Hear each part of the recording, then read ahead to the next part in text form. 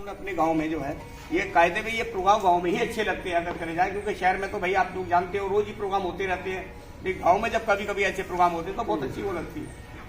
तो भाई हम तो सिर्फ इतना कर सकते हैं कि जब तक इस धरती पर जिंदा है, भाई हमारे राजनीतिक गुरु भी हैं वो, हम तो जब तक इस धरती पर जिंदा भाई हम तो उनका नाम हमेशा लेते रहेंगे। हमने तो भैया अपने घर में तस्वीर रख रखी है, तोमर साहब को पता, सुबह उठते हाथ जोड़ लेते हैं उनके, भाई हमसे कोई गलती हो जाए क्षमा करना। राजनीतिक मार्ग वही हमें दिखा के गए थे, हम नहीं जानते थे कुछ भी राजनीति के बारे में, हमें तो कुछ पता भी नहीं था। हमें तो एक भाई हाथ पकड़ के हमें दे गए थे कि बीपाल जी ये हम।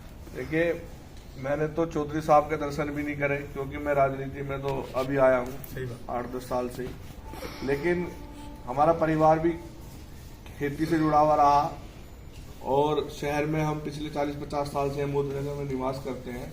तो हमारे परिवार में भी चौधरी महिपाल सिंह जी का जिक्र होता था, क्योंकि वो कोई भी बिरादरी हो, चाहे उसमें कोई भी समाज हो, जो किसानी से जुड़ा था वो चौधरी महिपाल सिंह जी की इज्जत करता था और उनसे जुड़ा हुआ व्यक्ति था। तो मैंने तो दर्शन भी नहीं करे, तो लेकिन हाँ मैं ये कहना चाहूंगा जरूर कि जिस तरीके से हम चौधरी चरण सिंह जी के अनुयायी हैं, उस तरीके से हम चौधरी महिपाल सिंह जी के भी अनुयायी हैं। ये जरूरी नहीं। सबसे शानदार और सबसे असरदार नेता रहे चौधरी महिपाल सिंह जी की आज 19वीं पुण्यतिथि है। इस पुण्यतिथि के अवसर पर हमारे बीच में उनकी धर्मपत्नी उषा चौधरी जी, हमारी पार्टी के जिले के महासचिव ललित सेन जी, उत्तर प्रदेश कार्यकारिणी के सदस्य राम भरोसे लाल मौर्य जी, अरुण दैया जी, विधानसभा के अध्यक्ष अजीत चौधरी जी और सभी परिजन और तमाम साथियों, आज हमें पहली बार ये सौभाग्य मिला कि आज जहाँ उनका जन्म हुआ वहीं पे चौधरी साहब की आज पुण्यतिथि हम लोग मना रहे हैं। लोग आते हैं चले जाते हैं, लेकिन वो व्यक्ति कभी नहीं मरता कि जिस व्यक्ति की विचारधारा जिंदा हो। आज भी भाई महिपाल जी की विचारधारा को इस इलाके में नहीं, पूरे जनपद में, और नौजवान बच्चे बैठे, अगर कहीं बाहर भी आप उनका नाम लोगे तो तुरंत उनके नाम से आपको पहचान हो जाएगी कि उनके गांव के बच्चे। इतनी बड़ी पहचान बना के इलाके में गए, गरीब जिनका कोई नहीं होता था, जिनकी कोई आवाज नहीं सुनता था, जिनकी कोई बात मतलब कोई सुनने को तैयार ही नहीं था, उनकी आवाज को भाई महिपाल जी उठाते थे। रात को, दिन में, रात के 12 बजे भी अगर कोई उनके पास चला गया तो उन्होंने कभी ये नहीं कही कि मैं तुम्हारे साथ नहीं चलूंगा, हमेशा।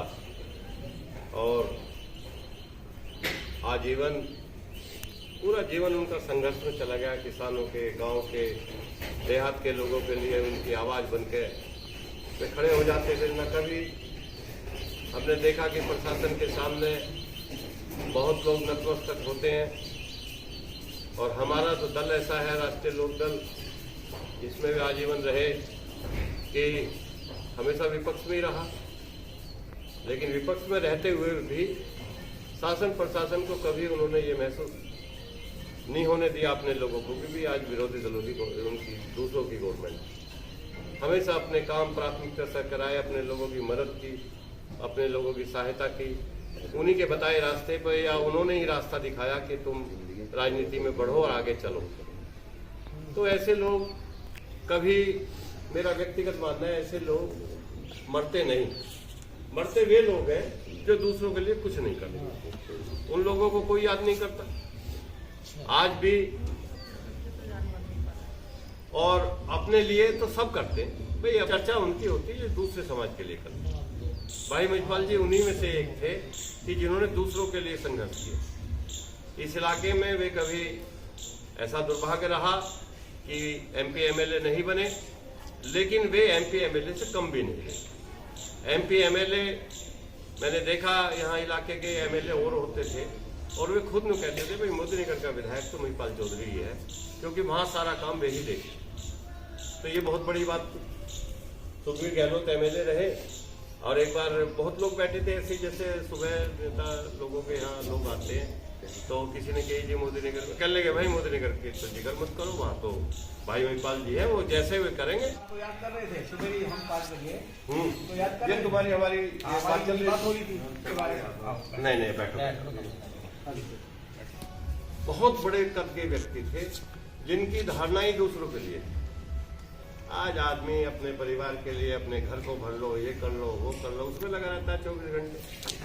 कोई आ गया गरीब था, भाई साहब नमस्ते, हाँ भाई नमस्ते, अरे भाई सारे इंतजाम हो गए जी, भाई साहब वो ना हो गया, क्या ना हो गया भाई, जिनको क्या ना हुआ क्या किसी की जरूरत थी बर्तन वर्तन की, अच्छा चलो भाई अच्छा, इन्हें कहते थे उषा चलो पैसे दिए, कुछ पैसे रखे होंगे थोड़े से, नुका रखे नुकल नहीं रखे हैं थोड़े से लाभ से।